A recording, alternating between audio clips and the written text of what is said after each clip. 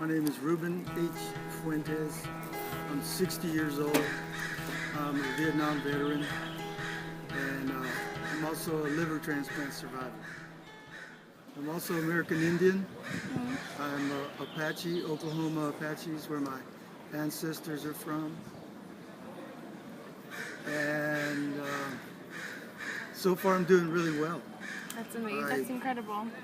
All the doctors are beside themselves. I'm beside myself. I can't believe it's going so well. No rejection, no problems at all.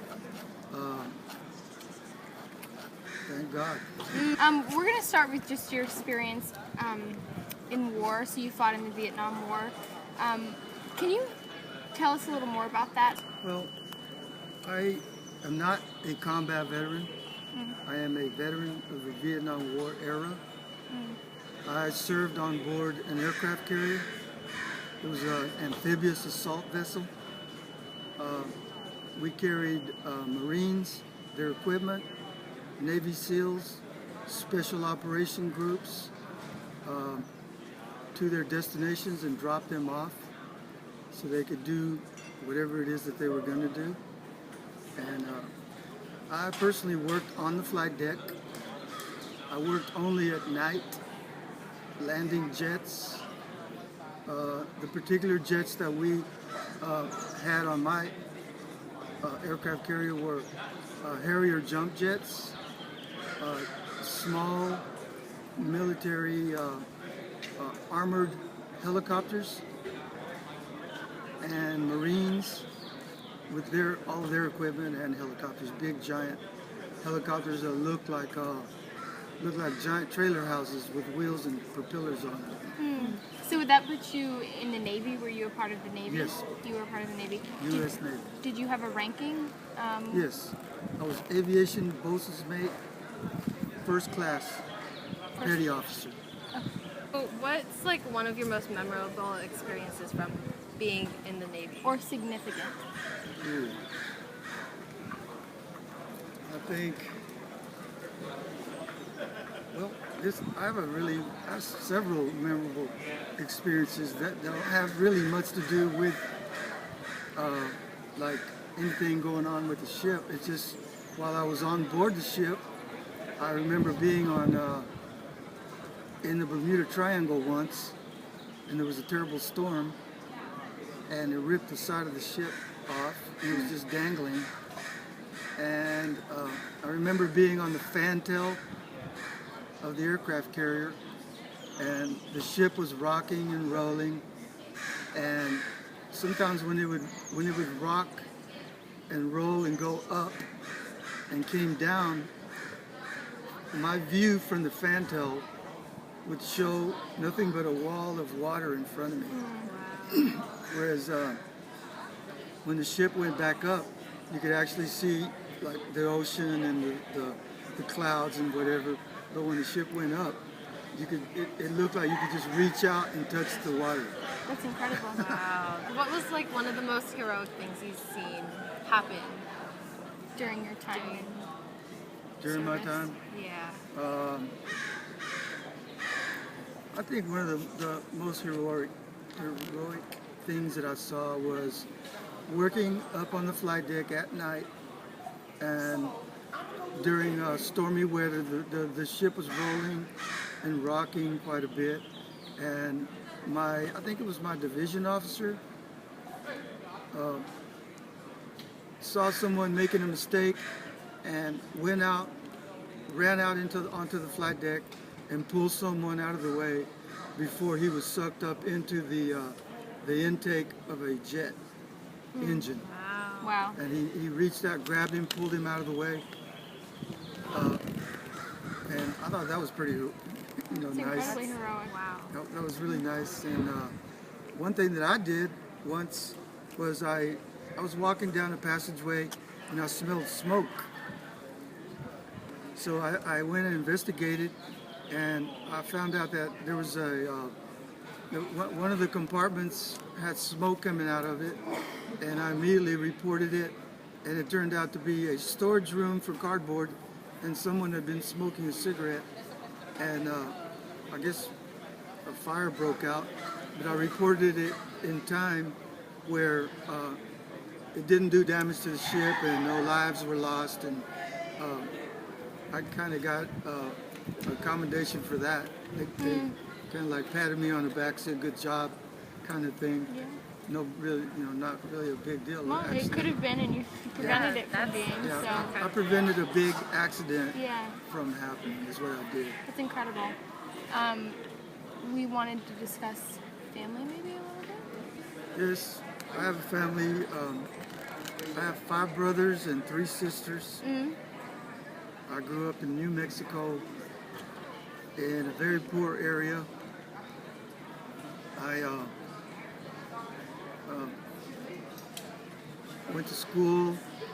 When I was a child growing up, going to school in New Mexico, I experienced a lot of racism. People were really mean to me and my little brothers and sisters.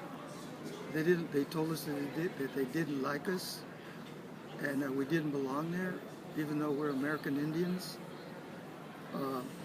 That's always stayed with me all my life. It caused me to be very angry and resentful towards others. And I'm 60 years old now, but I've worked through all those problems that I had because of all that hate and anger. And I just want to say that those things are true. People during my time in the 60s, they were very, very mean to anyone who was non-white. And they treated us badly. Even in school, anywhere, even at the grocery stores, restaurants, we couldn't eat in the same restaurants as they did. I feel sad having to talk about this, but I think it's something that's very important that everyone should hear. Because even today, 2014, I see bits and pieces of racism. Not so much in America, but in other countries. I just want you to know, everyone to know, that I feel much better now. I'm not hateful towards white people. I have a different understanding of everything dealing with racism. I know why racism exists. I talk to a lot of people who used to be racist and accepted their apologies. I've accepted apologies from almost everyone, being that I'm an American Indian. And that's about all I have to say about that. I'm no longer hateful. I'm okay. That's all. I love America. I try to be as nice as I can to everybody. And I'm very grateful to God and the Holy Spirit for letting me have a little. Going back to your experience in the war quickly, why did you choose to join the Navy? I think I chose to join the Navy because I've always been attracted to water. I've always liked being in water. I remember as a child, I would look at books and see ships, and always wanted to be on a ship. So I think basically the reason I joined was because I did want to do my part for my country. I wanted to be a sailor, and I just love the ocean. It's a beautiful place to be. Yeah. I think everyone should visit it sometime. Take a cruise. I love it. Who is, this is a little off of what we were talking about, who is your inspiration? Ooh, that's a good Or a question. group of people, or a few people? That's a good question. My inspiration, I think, was probably a cartoon character. Because I watched a lot of cartoons when I was a kid. I loved Popeye. Popeye isn't shown anymore. I loved the Three Stooges. Three Stooges were way cool. I thought they were like something else. But seriously, I think my inspiration as I was growing up and kind of helping me and guiding me towards being a better person and going in the right direction in my life was probably don't know, maybe one of the presidents. Like, I kind of like John Kennedy. I thought he was a pretty good fighter. He kind of kept the country in a good place, maybe. Yeah. John Kennedy would probably be my inspiration as far as a public figure that I looked up to and kind of helped me along the way. Okay. This may go along the same lines, but do you have a hero? Is it separate from your inspiration in here is very similar, but do you have one person who you look to as your hero? And just like someone from your everyday life. Yeah. Hero. Yes, I do have a hero. His name is Bill Iron Eagle Lauer. He's 80, I think he's 85 years old. He's a senior swimmer champion. And I met Bill about 14 years ago when he came to stay at my house. As he was having a competition in Santa Clara with his swim team, and like I said, he swims with the senior citizens, and he has all kinds of medals. When he puts all his medals on, they weigh probably close to 200 pounds. That's how many medals he has. I think he's my hero because Bill has always been the type of person that says keep moving, don't stop, don't let any obstacles, it's okay to have obstacles. It's okay to have things, bother you, to come up and say, wow, this is a big problem. He sort of taught me that you have to look at the problem, analyze it a little bit, and sometimes it's okay to just go around it and not deal with it. But it's always better to deal with your problems and just, work them out. Figure out a way. Talk to people about everything. If it's a problem, talk to people, grown-ups, anybody, little kids. Talk to them. Ask questions, and you'll see your problems will go away quicker. Bill Lauer's my hero. Iron Eagle. Iron Eagle. That's amazing. So going off of that, what's your definition of a hero? My definition of a hero is someone who lives each day, moment by moment, doesn't judge a lot. Maybe he might judge how his food tastes or something, but as far as human beings, he doesn't judge them. He looks at them, talks to everyone, and deals with them according to whatever it is that they're talking about or wherever he's at. Someone that believes in God and the Holy Spirit, that genuinely has love in their heart and loves children and wants to do good every day, wakes up every day, and you can tell by just looking at them and talking to them that they're going to be positive. They're going to just do the right thing. And there's never ever a doubt in your mind when you encounter that person. After you get to know them, you know that they're going to be doing their very, very best every single day. I completely agree. Yeah. It's fantastic. Do you have children yourself? Yes, I have children. How many? I have 2 children. I have a daughter and a son. And I have 3 grandchildren. Wow. Wow. So tell us about your liver transplant. Okay. Well, when I was in the military, I was exposed to chemicals that got into my body somehow and compromised my liver. As time went on, I also received a transfusion at the VA hospital in Palo Alto in 1979 that may have also done damage to my liver.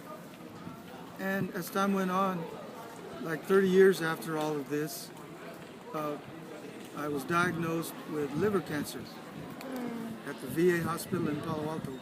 So the transplant liver doctors at the VA got together, made a plan, and for me, and started giving me medications, getting me ready to be on the liver transplant list. At one point, I was put on the transplant list, and in 2013, I became very, very ill. I shrunk down to less than 100 pounds. My body turned orange looking, yellowy and orange. All my fingernails fell off. As you can see, I have new ones now. Everything came back really nice. And I was within days of death, to be very honest. I think I was like one day away from dying. The doctors had put me at the top of the transplant list. The head doctor came in and said, "You get the very next liver." But I was in such bad shape that no one really thought I was going to make it. I'd actually asked to be sent home so I could die at home. But a miracle happened. On the night that I was being transported back to my house, my bed was literally halfway through the doorway when a bunch of doctors came up and asked me my name and zapped my name tag on my wrist and told me that they had a match for me. They took me and they scrubbed me up, got me all ready, and last thing I remember was this beautiful lady with big blue eyes said, "We'll see you later," and put this mask on my face, and I wake up 3 days later in ICU with a new liver. That's incredible. And That's incredible. after that, I made a miraculous recovery. Clearly you did. You look great, I must say. It's funny because people don't recognize me now. Wow. They knew the old Ruben Fuentez, and now it's like my body's getting rejuvenated. My eyesight is better. All my old skin fell off. I have new skin, new toenails, new fingernails. I feel so much better. Well, that's incredible. And I just want everyone to know that I thank God and the Holy Spirit for all this. And the wonderful doctors at Stanford University. This is off of that. There's a few things going around. This is kind of national news about the way that veterans are being treated, both medically, their treatment when they return back to the United States. How was your experience once you returned from service, both with socially, economically? How were you treated? Because there's a lot of issues around that. My own personal experience being a veteran and being in the veterans healthcare system, I'd have to give the VA healthcare system an A+. I think that my experiences have been very, very good with good outcomes. And the liver transplant hasn't been my only issue. The VA has taken care of other problems that I've had. And they dealt with all those problems in a timely manner.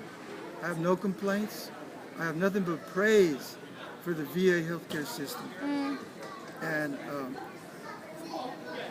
I don't know what else I can say other than it's good.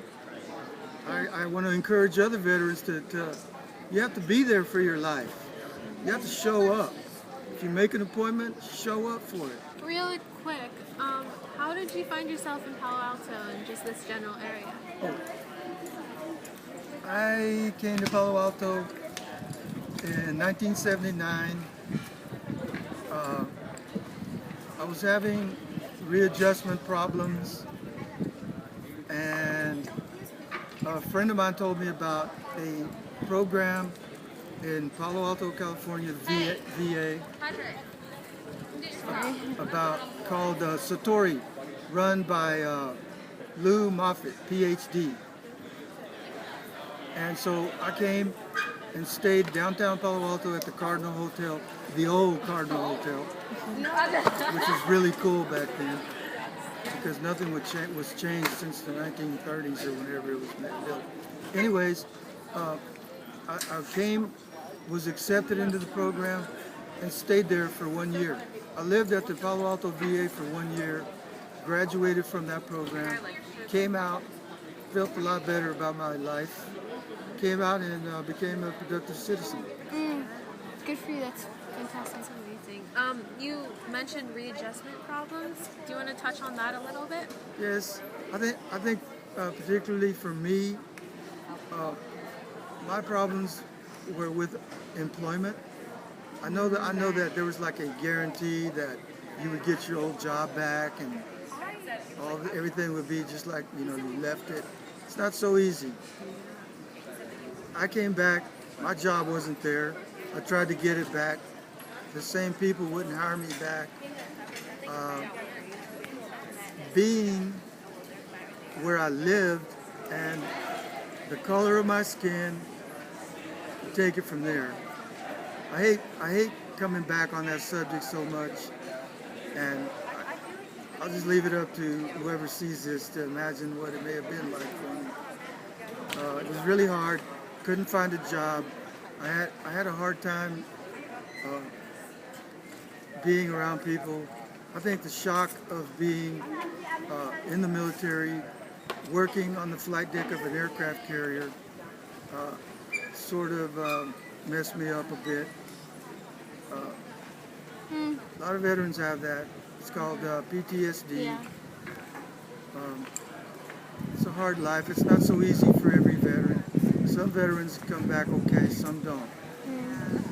But that's about all I can say about that. I can't even imagine. So you feel that to go back to what you started with the racism that you faced in your life, you feel like that kind of followed you even through Yes. your adulthood? Yes, racism again has followed me. I've just learned to just ignore it.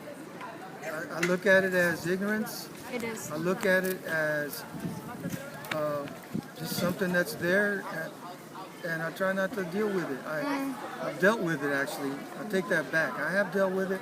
I've come to the conclusions that I have about it. And as for me, I'm okay right now. I just like living my life and treating others nice and being a good person. That's about all I can do. That's incredible. It's very Just be a incredible. good person. Yeah, That's such a good message. that's an incredible message. I just want to say to whoever sees this that be nice to veterans. We're cool people. Yes, you we're are. not we're not all crazy, and we just want to be part of society like everybody else. Help us when you can. Thank you very much. Yeah. Thank you.